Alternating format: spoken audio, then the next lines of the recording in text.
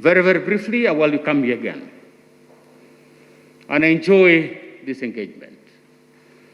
I don't believe the word that you are future leaders because you are leaders.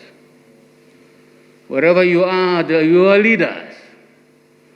Ngugi wa Thiong'o said, brother, the struggle begins from where you are. Wherever you are, don't wait to be anything else or anybody else. The struggle begins from exactly where you are. That's your front line.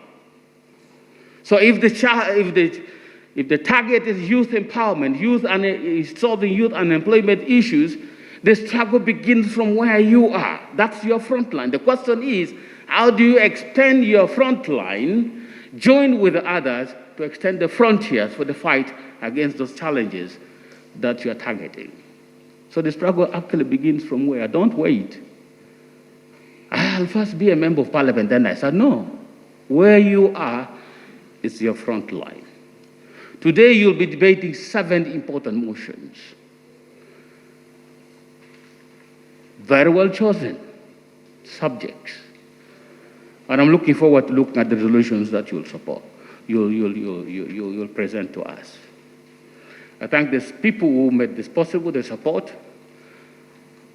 The first person who told me about this engagement was the Honorable Rose Namayanja, my old friend.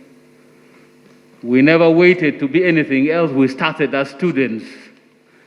And we covered the country. She was in another political party, I was in another. But the spirit of the youth and how to engage drove us to be together. And I guess the Lord has not been very ungrateful to us. The Lord has been kind and has opened things for us. Every day in this chamber and this morning, you have prayed. And that prayer is very deliberate from our prayer, which is in the rules of procedure. The first part of the prayer to God is important. But I want to read to you the second part. It's a charge. So today when you debate, don't debate like the normal high school debate. No. Today you are debating differently. And this is the prayer you pray. Second part of the prayer. Blessing descend upon them assembled, and grant that they may, as in your presence, treat and consider all matters that shall come under their deliberation in so just and faithful a manner as to promote your honor and glory and to advance the good of those whose interests you have committed to their charge. That's the prayer. In other words, whatever you do, never lose focus of the interests of the people that God has committed to your charge. And that's the point we keep making every day in this house. Remember them. I urge my members not to rely too much speaking statistics, speak people. Today when you speak and you are talking about teenage pregnancies, speak that girl you saw. The emotions in her face, the challenges she's facing. Your speech will be from the heart, not from the brain. And that's how you mobilize people to respond to situations that are difficult. So these prayers are a constant reminder to us, and will be to you today, that, it's not a game.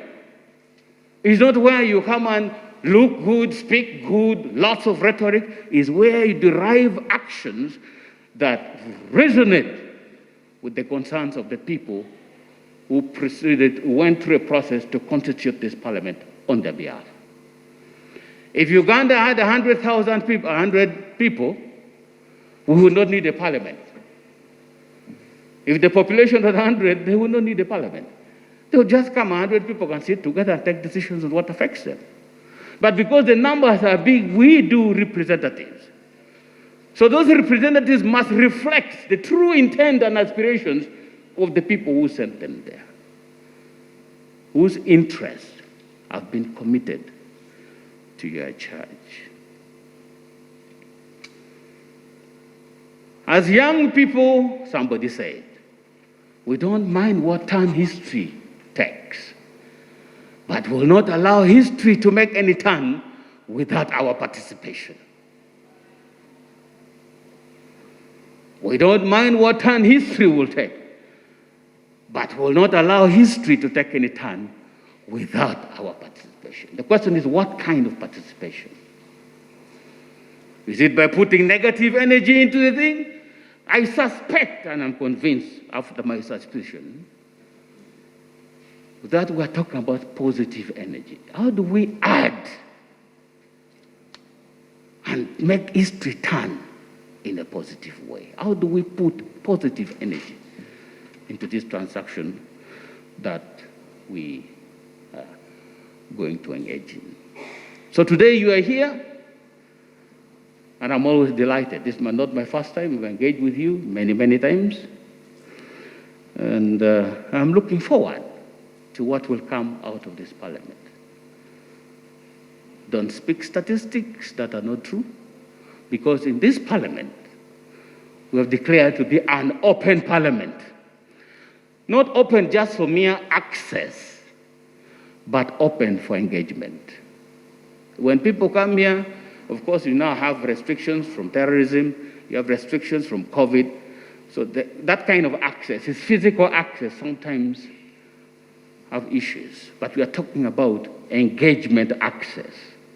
To what extent does this parliament allow the views and aspirations of people outside it inform what it finally takes in forms of decision? Secondly, we have adopted evidence-based decision-making. I heard somebody talking about evidence-based things.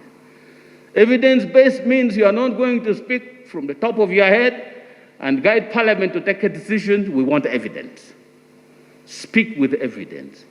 Don't dream figures of your head and statistics that don't exist anywhere else except in your head and start throwing them around on the record, because this house is a house of record. 20 years later, people read it. Researchers from the universities are looking at what the answers, the records of proceedings of Parliament is saying. We still read the discussions that took place in the early 60s when Parliament was just constituted. We remember with joy the discussions and the dialogue that they had. We put names and sometimes faces to the discussions that took place then. So, you are here in an open Parliament. You are here taking decisions evidence-based. Welcome to Parliament. Go ahead and engage. We look forward to what you say to us, and we'll take action from there. God bless. I now declare this Youth Parliament open. And please, when you come to the end of the debate, don't let them close it. In this place, we don't close things. We just adjourn them.